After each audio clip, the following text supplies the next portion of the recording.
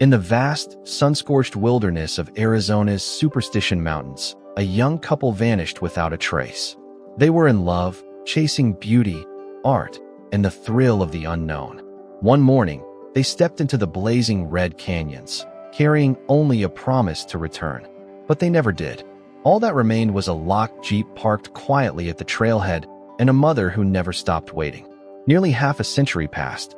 The mountain kept its silence, cold, indifferent, endless. Until one autumn morning, when an aging park ranger and his loyal K9 companion veered off onto a little-known trail and stumbled upon a secret the desert had kept hidden for decades.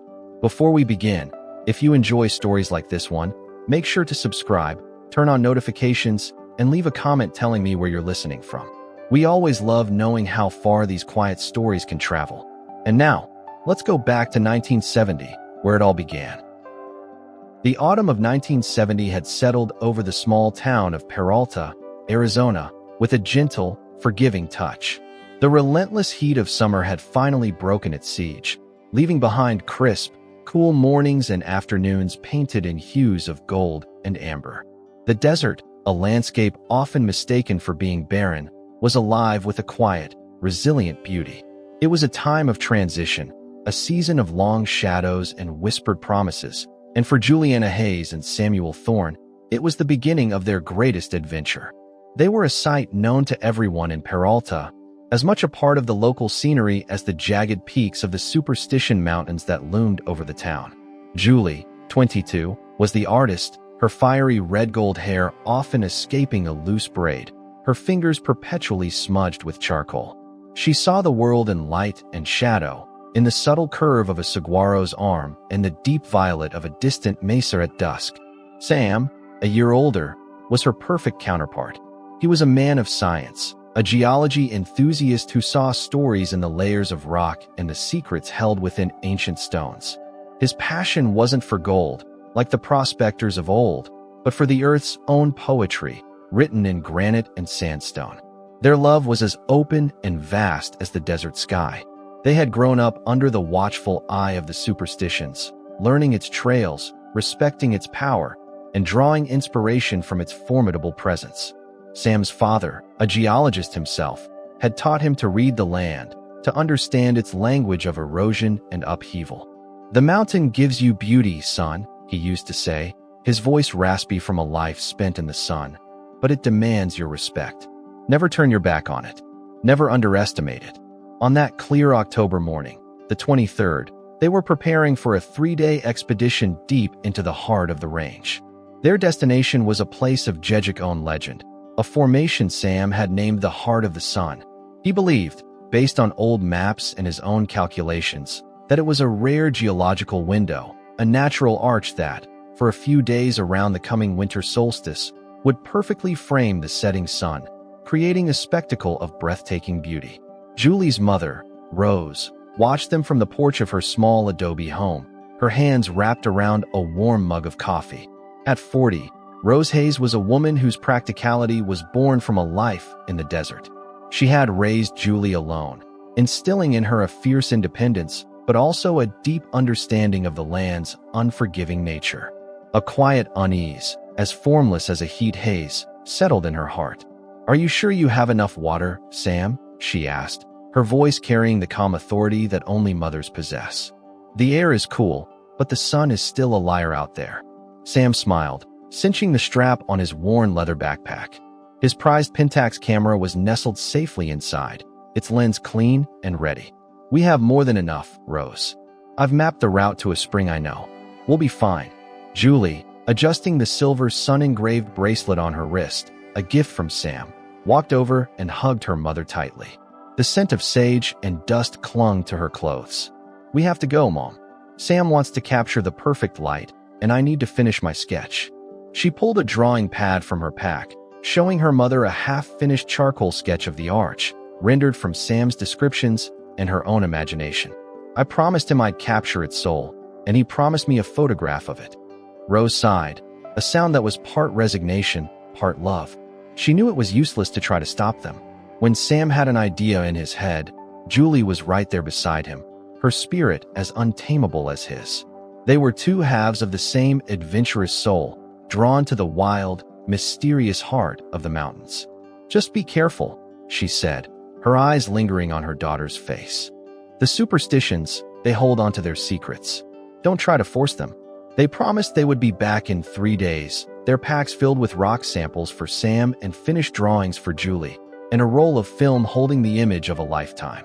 They loaded their gear into Sam's old, dusty Jeep, and with a final wave, drove off toward the trailhead, leaving a plume of red dust in their wake. It was the last time Rose Hayes would see her daughter alive. 3 days later, when they didn't return, Rose's quiet unease turned into a cold, sharp-edged fear. She called the Maricopa County Sheriff's Office. A search was organized immediately. 20 men, seasoned hikers and local volunteers who knew the mountains like the back of their own hands, combed the trails. They found the Jeep parked at the Peralta trailhead, locked and undisturbed. Inside, a map was spread on the passenger seat, a route marked in red ink. But of Julie and Sam, there was nothing. No footprints off the main trail, no abandoned gear, no sign of a campfire. The search widened. Helicopters beat the air above the canyons, their shadows flitting across the stone spires like giant, helpless birds. They interviewed everyone who might have seen them. It was all in vain.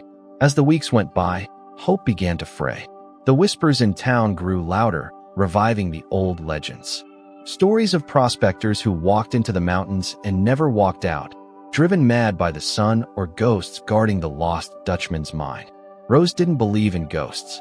She had lived her whole life with the mountain as her neighbor and knew its real dangers were far more mundane.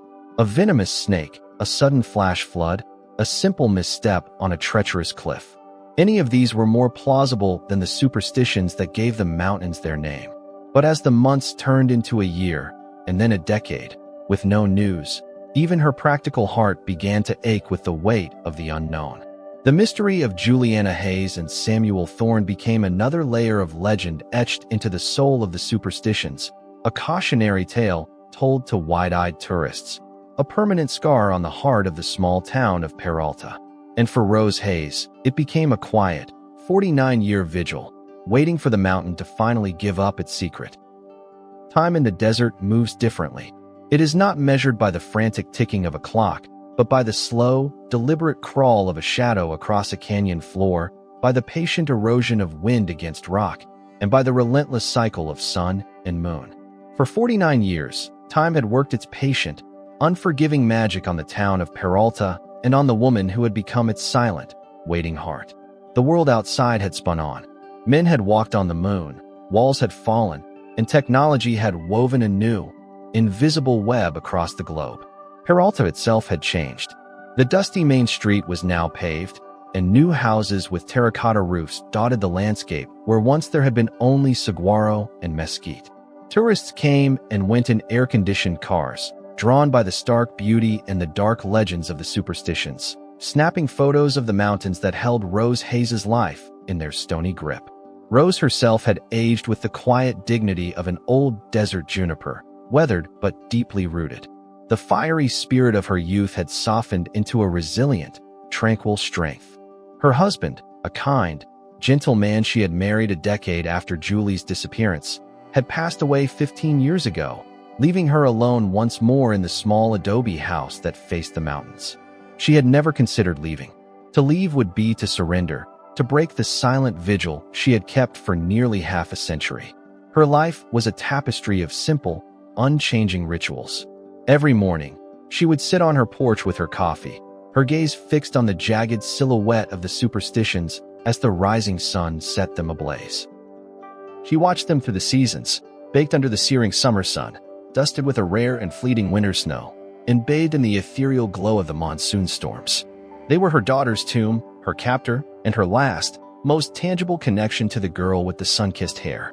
Inside the house, one room remained a perfect, untouched sanctuary. It was Julie's small studio. A canvas, covered by a fine layer of dust despite Rose's weekly cleanings, still rested on an easel. Jars of brushes stood on a wooden table, their bristles stiff and dry.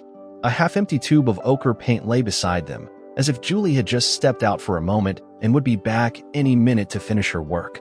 Sometimes, on the days when the grief felt as sharp and fresh as it had in 1970, Rose would enter the room, draw back the white cotton sheet covering the easel, and simply stand there, breathing in the faint, lingering scent of turpentine and memory. She no longer wept. The tears had run dry decades ago, leaving behind a profound, settled sorrow. She became the town's quiet historian, the keeper of the memory. Newcomers would hear the story of the lost lovers, and, out of curiosity or morbid fascination, would sometimes find their way to her door. Journalists or authors, hungry for a new angle on the mountain's mysteries, would occasionally call. She always spoke to them, not to relive the pain, but to ensure that Julie and Sam were remembered as they were, two bright, vibrant souls full of love and promise, not just another ghost story to be told around a campfire. She would describe Julie's laugh, a sound like wind chimes. She would talk about Sam's quiet intensity, the way his eyes would light up when he spoke about the history of the rocks. She kept them alive with her words, refusing to let them be swallowed completely by the mountain's vast, indifferent silence. And so the years passed, each one layering a new film of dust over the past.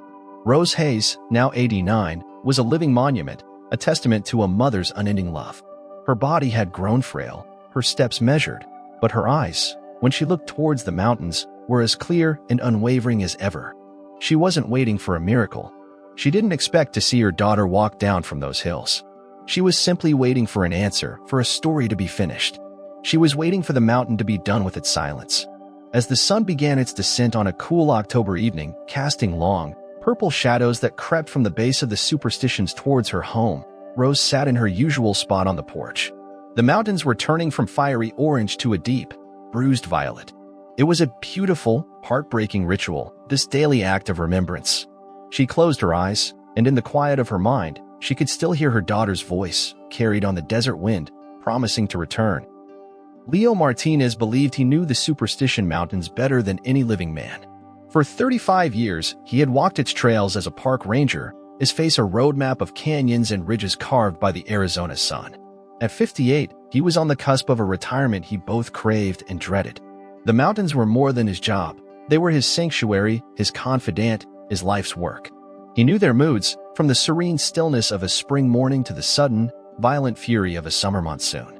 He knew their stories, too, both the ones written in stone and the ones whispered by men. His partner for the last 6 of those years was a German shepherd named Coyote, a K-9 officer whose intelligence was matched only by his boundless energy. Coyote was named for the clever, resilient trickster of the desert, and he lived up to the name. He was a master tracker, his senses a finely tuned instrument that could detect a lost hiker's trail hours after it had gone cold. He was disciplined, loyal, and utterly devoted to Leo. This particular day in late October was meant to be one of quiet reflection for Leo. It was one of his last official patrols, a long loop through the western canyons he'd walked 1,000 times before. He was thinking about the future, about fishing trips he'd finally take, about the garden he planned to plant, when Coyote suddenly broke from the trail. It wasn't the alert, purposeful bolt of a dog on a scent, but the joyful, chaotic dash of a creature distracted by the simple wonders of the wild. "Hey, come on now, you old fool," Leo called out, a smile touching the corners of his mouth. "We're not chasing jackrabbits today." But Coyote wasn't chasing a jackrabbit. He had stopped at the base of a large, gnarled Palo Verde tree, its green bark shimmering in the afternoon light. The area was a washout, a place where decades of summer floods had carved a shallow arroyo, depositing sand and debris.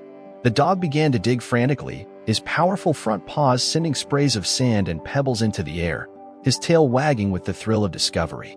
Leo sighed and walked over, expecting to find a desert tortoise burrow or perhaps an old bone. He'd learned long ago it was easier to indulge Coyote's whims than to argue with them. "What have you got, boy? Found the Dutchman's gold for me on my last week?" Coyote let out a sharp bark and pulled back from the hole he'd dug. Sticking out from the loose, sandy soil was a dark, unfamiliar shape. It wasn't a rock or a root. It was something made by man.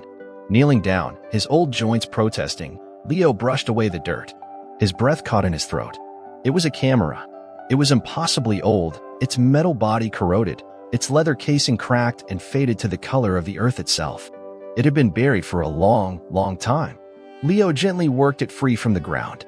It was heavy, solid. He recognized the make instantly, a relic from his own youth. A Pentax. As he turned it over in his hands, he saw that the camera had been protected inside a thick leather field bag, which had mostly disintegrated, leaving behind only tough, leathery scraps. It was this bag that had saved it from being crushed or completely ruined. A chill, unrelated to the cooling air, prickled Leo's skin. He had heard the stories his entire life. He had even been a young volunteer on the initial search, a boy of just 9 years old, handing out water to the weary men. The lost lovers of 1970. The young photographer and his artist girlfriend. This had to be Sam Thorne's camera. He stood up slowly, the weight of the object in his hand feeling far greater than its physical mass. This wasn't just an old piece of equipment. It was an artifact, a message in a bottle that had washed up on the shores of time after nearly 50 years. He looked at Coyote, who was now sitting patiently, head cocked, as if he understood the gravity of his find. "Good boy," Leo whispered, his voice thick with emotion. "You did good, boy." He examined the camera more closely, his heart pounding a slow, heavy rhythm against his ribs. He ran a thumb over the back, feeling for the latch to the film compartment. It was stiff, sealed shut by decades of grit and corrosion. But it hadn't been forced open. With a surge of adrenaline, a thought so wild it seemed impossible struck him. What if? What if the film was still inside? Leo Martinez drove back to the ranger station with the old Pentax resting on the passenger seat like a sacred relic. Every bump in the dirt road seemed to jar his own bones. He didn't report the find immediately. This felt too personal, too profound to be logged as a routine discovery of property. It was a secret the mountain had shared with him, and he felt a duty to handle it with the care and reverence it deserved. That evening, he called the only person he knew he could trust with something so delicate. Marcus, an old friend from his high school days, was now a professional photographer in Phoenix, a man who still cherished the art of film in a digital world. When Leo explained what he'd found, there was a long silence on the other end of the line. "Are you serious, Leo?" Marcus finally asked, his voice a hushed whisper. "Sam Thorne's camera?" The next day, Leo drove into the city. In the controlled environment of Marcus's darkroom, they worked with the precision of surgeons. It took them over an hour, using specialized tools and a gentle touch, to pry open the film compartment without destroying it. And there it was, a canister of Kodachrome film, miraculously intact, though its metal ends were spotted with rust. It was a long shot, Marcus had warned. The film had endured 50 Arizona summers and winters. The heat alone should have destroyed it. But hope, like the desert willow, is a stubborn thing. Marcus knew of only one place that might be able to salvage anything from the fragile roll, a specialty lab in California, run by technicians who were more like photographic archaeologists. Leo paid for the most delicate, painstaking process they offered, and then the hardest part began, the waiting. 3 weeks passed. 3 weeks in which Leo went about the motions of his job, his mind constantly drifting back to that small canister making its journey across state lines. He found himself looking at the Superstitions differently, imagining the two young lovers walking those trails, full of hope, unaware of the fate that awaited them. He felt a growing weight of responsibility, not just to the ghosts of the past, but to the living, to Rose Hayes. Finally, an email arrived. The subject line was simple, Project 1970. Leo's hands trembled slightly as he opened it. The lab's director had written a brief, formal note. The film was severely damaged by heat and time, but they had managed to recover 7 images. 7 frames. 7 fleeting moments rescued from half a century of silence. The digital scans were attached. Leo took a deep breath and clicked on the first file. The image that filled his screen was grainy. The colors faded to a dreamlike sepia, but it was unmistakably alive. The first photograph. It was Julie. Sam had captured her in a moment of pure joy, her head thrown back in a laugh, her red gold hair a halo in the bright sunlight. She was shielding her eyes with one hand, the silver sun bracelet on her wrist catching a glint of light. Leo felt a lump form in his throat. He wasn't just looking at a picture. He was looking at a memory, a moment of happiness frozen forever. He opened the second file. Another picture of Julie, this time looking thoughtfully at a wildflower, her artist's eye studying its delicate form. The third was a self-portrait. Sam must have propped the camera on a rock. He and Julie stood side by side in front of a giant, ancient saguaro, its arms reaching for the sky like silent sentinels. Sam's arm was around her waist, and they were both smiling at the camera, their faces young, full of life, and utterly unaware. They looked invincible. The fourth photo showed their camp at dusk. A small tent, a campfire with a coffee pot perched on a grate. It was a simple, peaceful scene. Then Leo opened the fifth image, and the mood shifted. The photograph was of a narrow, shadowed canyon. The rock walls were steep and close, darker and more forbidding than the open landscapes of the previous photos. Leo, who knew these mountains intimately, recognized it with a jolt. This wasn't on the main Peralta Trail or any of the marked paths to the desert archway. This was a side canyon, a place known for its treacherous footing and lack of water. They had gone off their intended route. Why? He clicked on the sixth file, and the air in the room seemed to grow cold. It was a picture of Sam, taken by Julie.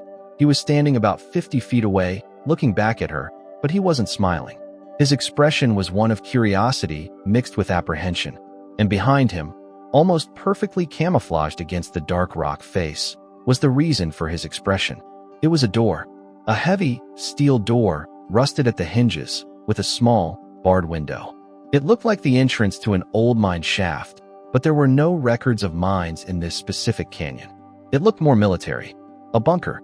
Leo's heart was pounding now. He felt a sense of dread as he moved the cursor to the final file. He clicked, and the image that appeared was one of pure chaos. The picture was blurred, tilted, shot from a low angle as if the camera had been dropped or was being held by someone falling. It was a frantic, desperate snapshot. It captured a patch of gravelly ground, a slice of the impossibly blue Arizona sky, and, intruding from the top of the frame, a dark, menacing shape. It was the shadow of a man, a tall man, wearing what looked like a brimmed hat, possibly a military-style patrol cap. He was lunging forward, his arm outstretched, his form a dark specter of violence against the bright desert sky. Leo leaned back in his chair, his breath coming in short, sharp gasps. The story was no longer just a tragedy. It wasn't a case of getting lost or succumbing to the elements. The 7 photos told a clear and terrible story. A journey that began in light and love had ended in a confrontation, in violence, in a dark place where a steel door stood guard over a terrible secret. He now knew, with sickening certainty, that Sam Thorne and Julie Hayes had not simply vanished. They had been taken. The drive from the ranger station to Rose Hayes' small adobe home was the longest 5 miles of Leo's life. He had printed high-quality copies of the 7 photographs, their colors still muted by time, and placed them in a simple manila envelope. The old Pentax sat on the seat beside him, its weight a constant, heavy reminder of the story it held. He didn't know how to do this. How do you bring a ghost back to a mother after 49 years?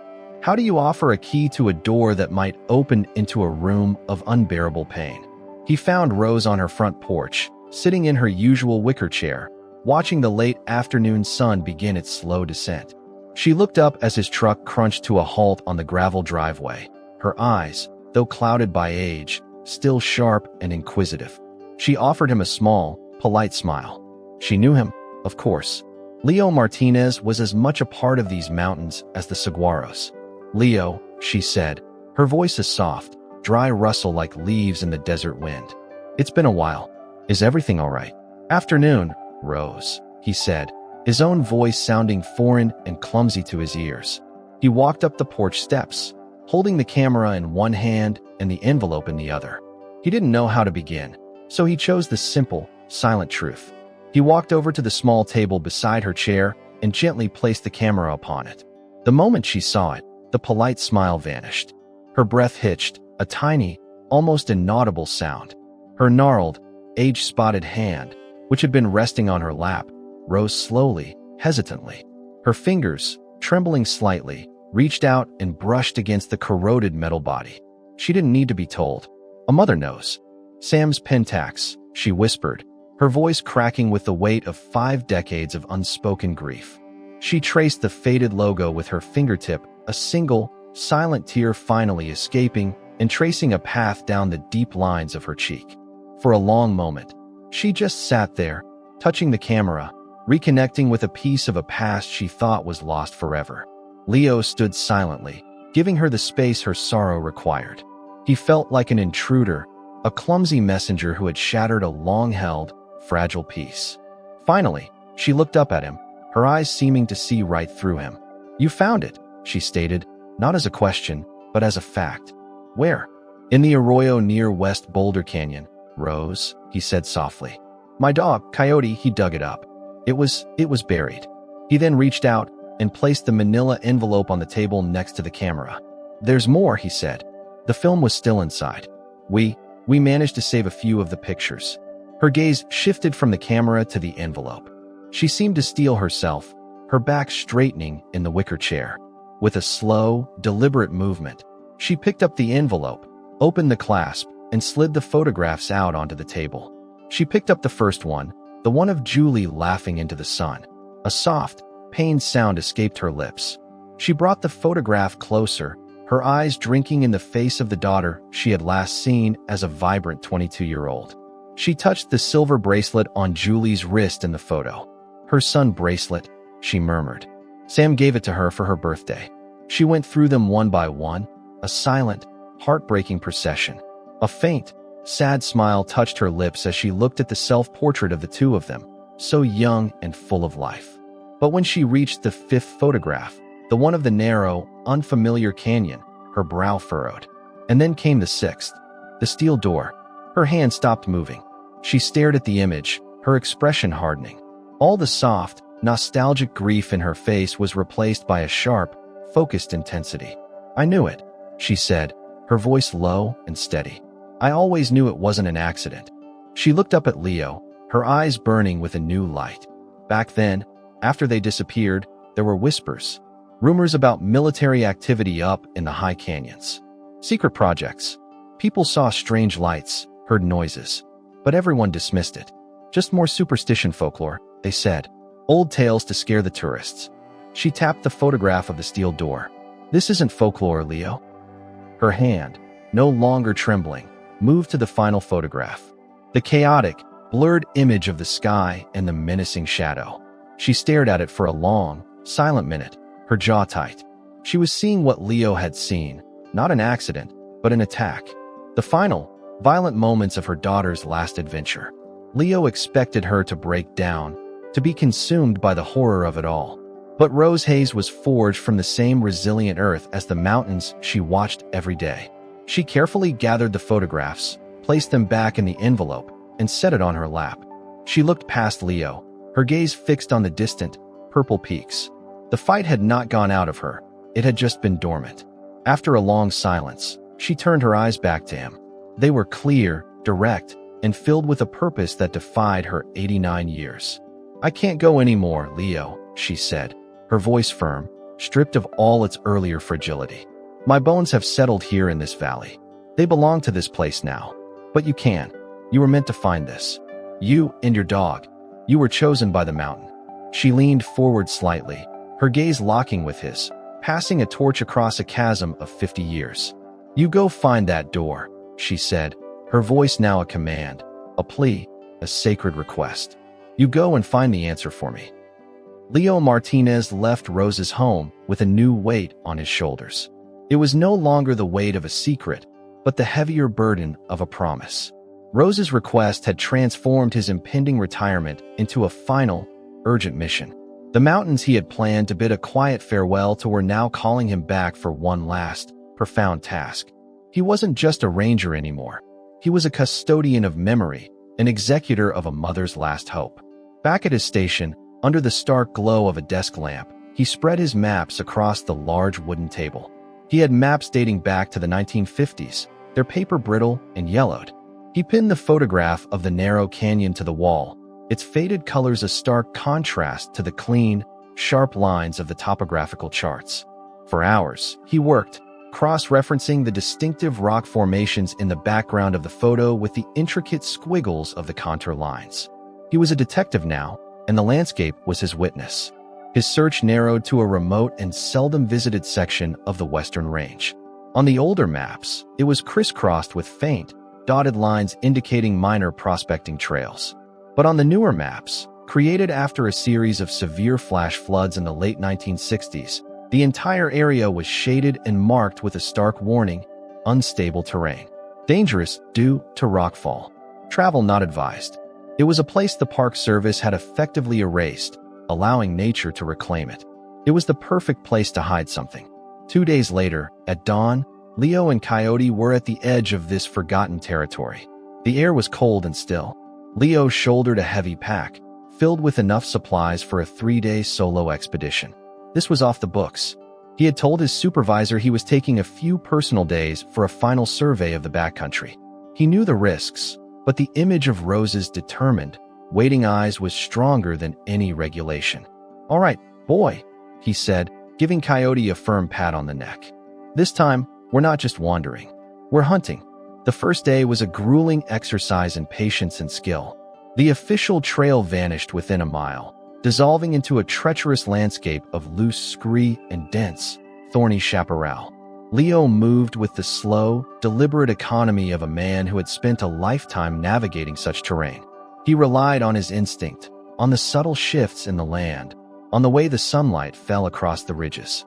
Coyote moved ahead, not with his usual playful energy, but with a focused intensity, his nose to the ground, his body a tense line of concentration as if he, too, understood the gravity of their search.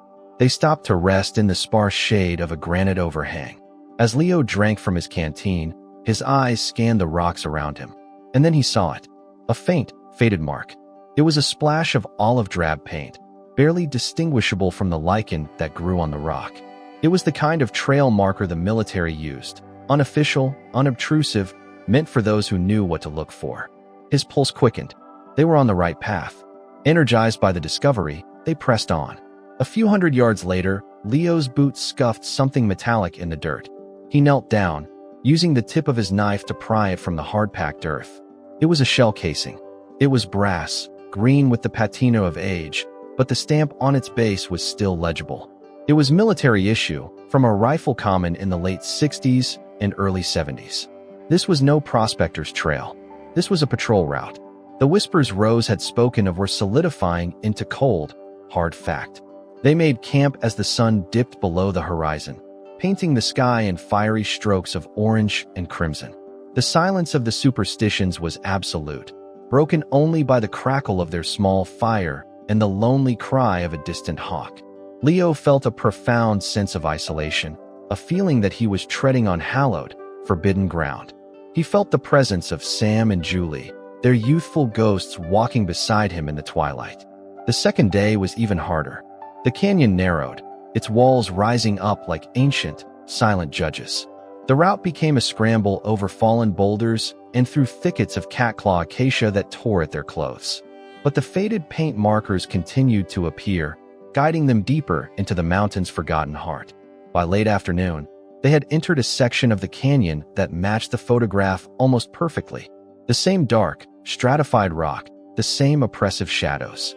Leo's senses were on high alert. And then it happened. Coyote, who had been trotting silently ahead, stopped dead. The fur on his neck bristled. He let out a low, guttural growl, a sound Leo had rarely heard. Then, he lifted his head and began to bark, not his usual playful yaps, but a series of deep, resonant, urgent barks that echoed off the canyon walls. He was staring intently at a section of the cliff face, a place that looked no different from the rest, a solid wall of rock and scree, overgrown with a thick tangle of desert broom and brittle bush. Leo approached cautiously, his hand resting on the handle of the large knife on his belt. "What is it, boy? What do you see?" He followed Coyote's unwavering gaze. He pushed aside a thick branch of brittle bush, its dry leaves crumbling in his hand, and his heart stopped. Behind the veil of vegetation, behind the debris of a rock slide that had happened decades ago, was a line, a straight, vertical line of rust against the dark rock. It was the edge of a door, a heavy, steel door, half buried, silent, and waiting. He had found it. Finding the door was one thing. Opening it was another. It was a tomb, sealed not only by rust and time, but by tons of rock and earth from the decades-old landslide. Leo marked the location precisely on his GPS, took several photos as evidence, and made the long trek back to civilization. His anonymous call to the sheriff's office, detailing a discovery of a potential hazardous waste site, a necessary fiction to get things moving without revealing the whole story, set a slow, bureaucratic machine in motion. A week later, Leo was guiding a small, specialized crew back to the site. They were a team of 4, equipped with generators, cutting tools, and heavy pry bars. They worked for 6 hours under the relentless Arizona sun, the whine of their metal saws and the clang of their tools echoing unervingly in the silent canyon. The air grew thick with the smell of hot metal and disturbed earth. Finally, with a deep, groaning screech of tortured steel, the door gave way, swinging inward just enough for a person to slip through. It opened into absolute darkness. A wave of cold, stale air, heavy with the scent of dust and decay, washed over them. It was the smell of a place that had not breathed for a very, very long time. Leo was the first one to step inside, his powerful flashlight cutting a sharp, white beam through the oppressive black. The sound of his boots crunching on the gritty floor was unervingly loud. The rest of the team followed, their own lights crisscrossing the space, revealing a scene frozen in time. This was no mine. They were standing in a long, concrete-lined corridor. Wires hung from the ceiling like dead vines, and the walls were stained with long streaks of rust from seeping moisture. The air was thick, suffocating. As they moved deeper, the corridor opened into a larger chamber. And here, the history of the place lay shattered before them. It was a military installation, a listening post, a communications hub, a secret eye buried in the heart of the mountain. Racks of electronic equipment, now hopelessly antiquated, lined the walls. Most of them were violently smashed, their faces shattered, their delicate inner workings ripped out and scattered across the floor. Wires had been cut not with precision, but with a savage haste. It was a scene of deliberate, panicked destruction. A decommissioning done with a sledgehammer, not a screwdriver. "My God," one of the younger crew members whispered, his voice swallowed by the immense silence. What was this place? Leo didn't answer. The satisfaction of his discovery had evaporated, replaced by a cold, creeping dread. He could feel the history here, the palpable weight of fear and secrecy. This was a place where terrible things had happened. The chaotic silence was a stark, horrifying contrast to the hum of machinery Sam Thorne must have heard all those years ago. Leo felt less like an explorer and more like a trespasser in a crypt. He swept his light across the room. On one wall, a large topographical map of the entire Superstition range was still tacked up. It was covered in red grease pencil markings, showing patrol routes and observation points, a secret geography known only to the men who had occupied this bunker. He saw a route marked in red that went directly through the canyon where they now stood. Papers were scattered across the floor, most of them turned to a brittle, moldy pulp by the dampness. A metal desk stood in one corner, its drawers pulled out and emptied. A single chair lay on its side. This was a place abandoned in a hurry, its secrets violently erased. Leo moved away from the main room, drawn down a smaller, darker hallway. It led to a series of small rooms, each one more unsettling than the last. A cramped supply closet with empty shelves, a tiny lavatory, and finally, a room that must have served as a barracks or a break room. It contained 2 simple metal cots, their thin mattresses rotted away, exposing the rusty springs. An old metal locker stood against one wall, its door hanging open on a single hinge. This room felt different, more personal. The air was heavier. It was here that the official purpose of the base dissolved, leaving only the residue of the human lives and deaths it had contained. He played his flashlight beam across the floor, methodically scanning every inch. Under the far cot, half hidden in the deep shadows, something caught the light. A small, metallic glint. His heart pounded against his ribs. He knelt down, reaching under the cot, his fingers closing around the object. It was cold. He pulled it out into the light. It was a silver bracelet, a delicate chain, tarnished almost black with age, with a single, small, circular charm engraved with the simple, stylized rays of a sun. The clasp was broken, ripped apart as if it had been torn from someone's wrist in a struggle. Leo stared at it, the silver sun resting in the palm of his calloused hand. It was Julie's. He had seen it clearly in the photograph, the glint of it on her wrist as she laughed in the sun. He closed his hand around it, the metal cold and final against his skin. He was no longer just a witness to a crime. He was holding the last, silent testament of its victim. The silence of the room pressed in on him, and for the first time in his life, Leo Martinez was truly afraid of the mountain. The discovery of the bracelet changed everything. This was no longer a simple exploration of an abandoned site. It was now an active crime scene, frozen for 49 years. Leo immediately ordered the crew out and made the call that would unleash the full weight of the law upon the mountain's secret. Within hours, the remote canyon was swarming with forensic specialists and sheriff's deputies, their modern, methodical work, a stark contrast to the decades of silent decay. Leo remained at the site, unable to leave. He felt a profound duty to see this through to its end, to be a witness for Rose.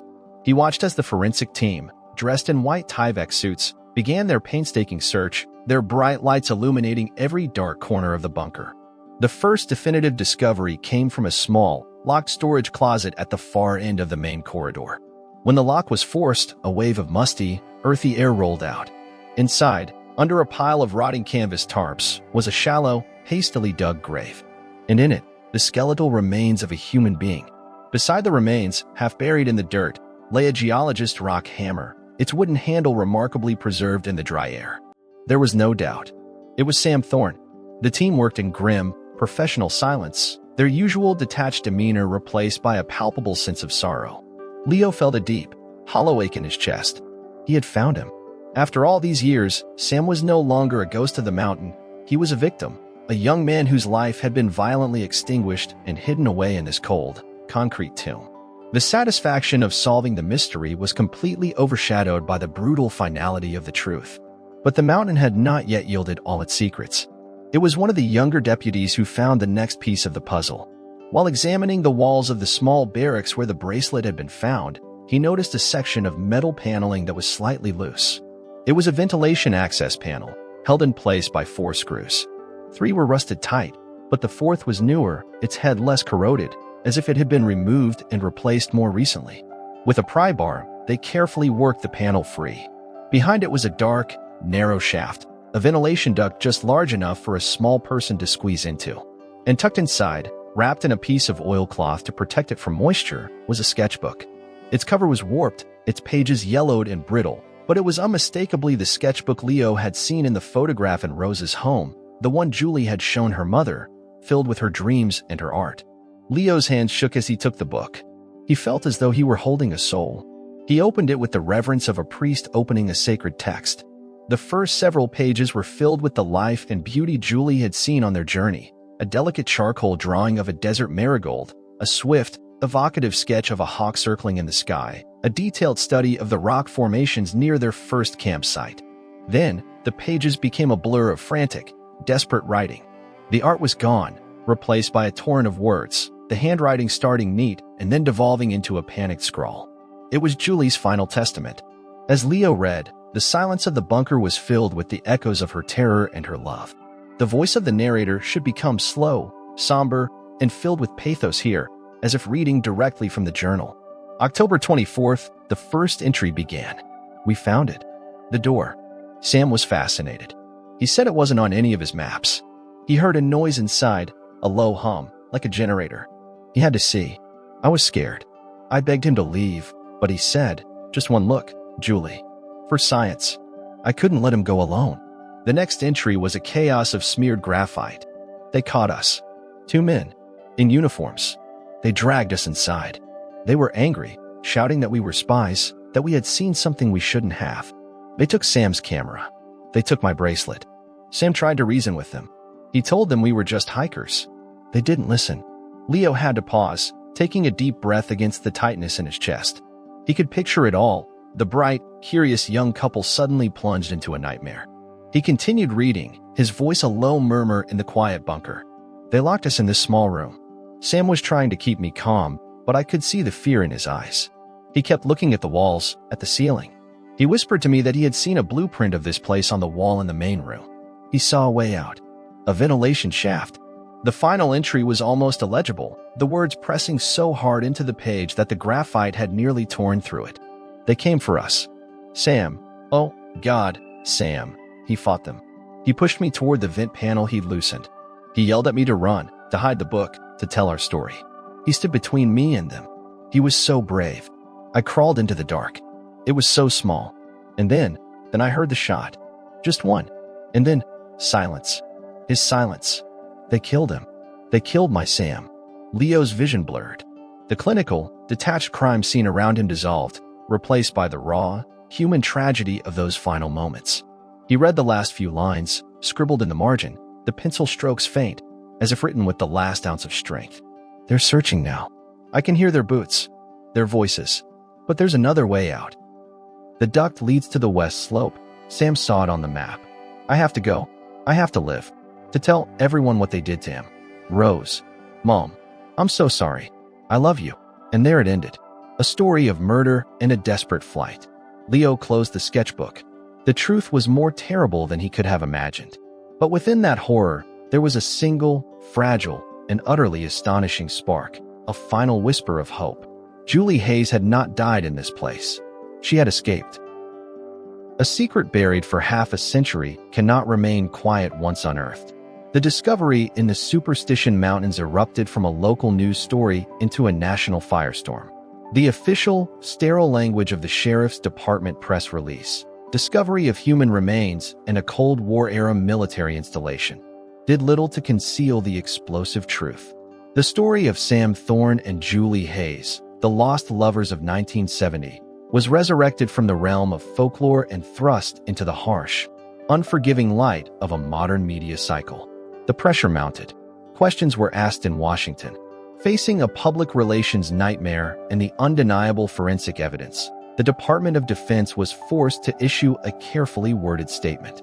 They acknowledged the existence of a clandestine, long-range observation post, part of a domestic surveillance network codenamed Project Sundial, which had been decommissioned and sealed in late 1970. They spoke of a tragic security incident involving civilian trespassers, but offered no further details, citing national security and the passage of time. But the story was no longer about a secret base. It was about a young man murdered and a young woman who had vanished after witnessing it. The nation was captivated, not by the politics of the Cold War, but by the deeply human tragedy. While the world debated and speculated, Leo Martinez had one final, sacred duty to perform. He drove to Rose Hayes' house, not with the uncertainty of his first visit, but with the heavy burden of the truth. He carried Julie's sketchbook with him, now carefully preserved in an archival box. He found Rose on the porch, as always. She seemed to have been expecting him. She didn't ask any questions. She simply looked at his face, and in his somber expression, she read the answer she had been bracing for her entire life. He sat with her, the silence between them filled with a shared, unspoken understanding. He told her everything, his voice low and steady. He told her about finding Sam, about the rock hammer, and about the final, desperate act of a young man trying to protect the woman he loved. And Rose listened without a single tear, her hands folded calmly in her lap, her gaze fixed on the mountains that had finally spoken. Then, Leo gently placed the archival box on the table. "This is from Julie," he said, his voice thick with emotion. "She left it for you." Rose's weathered fingers traced the worn cover of the sketchbook. She opened it, and as she saw her daughter's familiar sketches, and then the frantic, scrawled words, a sound of pure, unadulterated grief finally escaped her, a soft, sharp intake of breath. She read her daughter's final moments of terror, love, and desperate hope. When she finished, she closed the book and held it to her chest, clutching it like a newborn child. She looked at Leo, and her eyes, though filled with an ocean of pain for Sam, held a new and powerful light, the light of a mission. She got out. "Leo," she whispered, her voice filled with a strength that defied her age and her sorrow. "My Julie got out." The focus of the story now shifted. The past had been unearthed. Now, the present had to be found. The FBI, compelled by public and political pressure, officially took over the case. It was no longer a 50-year-old missing persons report. It was a search for a living victim and a potential witness to a federal crime. The investigation was like searching for a single grain of sand on a vast beach. How do you find a woman who would have been traumatized, disoriented, and would have had every reason to disappear? They started with the basics. They released a digitally aged photograph of what Julie Hayes might look like today. They appealed for information, and tips flooded in from all over the country, most of them dead ends. But in the vast, labyrinthine archives of the FBI in Quantico, a young analyst named Dr. Alastair Finch decided to approach the problem from a different angle. He wasn't looking for Julie Hayes. He was looking for Jane Doe. He began cross-referencing unsolved cases from late 1970 and early 1971, looking for unidentified young women who matched Julie's physical description. For weeks, he waded through a sea of forgotten tragedies. And then he found it. A police report from a small town in coastal California, dated November 1970. A young woman with reddish-gold hair had been found wandering on a highway, suffering from what doctors at the time called hysterical amnesia. She was malnourished, dehydrated, and could not remember her name or where she had come from. She carried no identification. The report noted a distinctive, sun-shaped scar on her left wrist, as if from a tightly worn bracelet. Dr. Finch stared at the grainy, black-and-white photograph attached to the report. The young woman's face was thin and haunted, her eyes wide with a fear she couldn't name. But there was no mistaking her. It was Juliana Hayes. After months in a state hospital with no one to claim her, the young woman had been placed with a foster family. They had given her a new name, a new birthday, a new life. The file was officially closed in 1972. The analyst stared at the screen, his heart pounding. He picked up the phone to call his superior. The echo that had traveled across 49 years had finally found a voice. The small coastal town of Bandon, Oregon, was a world away from the sun-scorched deserts of Arizona. Here, the air was cool and smelled of salt and pine, and the dominant sound was not the silence of the mountains but the constant, rhythmic roar of the Pacific Ocean. It was in this misty, tranquil town that a 71-year-old widow named Ann Peterson had lived for the better part of her life. She was a retired librarian, a woman known for her quiet kindness, her love of gardening, and a vague, unspoken sadness that seemed to cling to her like the coastal fog. Her life was peaceful and ordered. She had been raised by loving adoptive parents who had given her everything, including a past that began on the day they met her. Her memories before the age of 22 were a complete blank, a locked room in her mind to which she had no key. Doctors had called it dissociative amnesia, a protective shroud woven by a trauma her mind refused to remember. Over the years, she had learned to live with the void, to build a life on the foundation she had been given. One cool autumn morning, two FBI agents, a man and a woman in quiet, professional attire, appeared at her door. They were gentle, respectful, and they came bearing ghosts. They sat with her in her cozy living room, a fire crackling in the hearth, and they told her a story. It was a story about a girl named Julie, a boy named Sam, and a terrible secret hidden in a mountain. At first, Ann listened with a polite, detached curiosity, as if hearing a tale about a stranger. But then, they showed her the photographs. The first was the grainy police photo from 1970. She saw a young woman with haunted eyes and a face she didn't recognize, yet felt a strange, painful pull towards. Then they showed her the photos from the recovered film. When she saw the image of the laughing girl with the sun in her hair, something deep inside her fractured. A flicker of a memory, as faint as a distant heat lightning, flashed behind her eyes. She saw a flash of silver, a bracelet. She touched her left wrist, where a small, sun-shaped scar, pale with age, remained.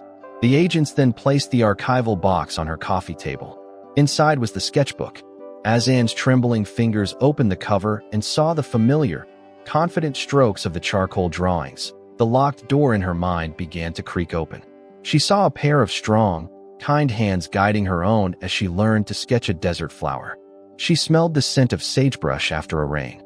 She heard a voice, a young man's voice, full of passion, talking about the stories held in stones. Sam, she whispered, the name feeling both foreign and deeply familiar on her tongue. The memories didn't return in a flood, but in fragments, like pieces of a shattered photograph slowly reassembling. The face of her mother, Rose, smiling from a porch. The feel of a Jeep bouncing on a dirt road. The chill of a dark, concrete room. The terror, and the overwhelming love for the young man who had saved her. The journey back to Peralta was a pilgrimage. And, or Julie, as she was slowly beginning to think of herself, was quiet, her mind a whirlwind of resurfacing emotions.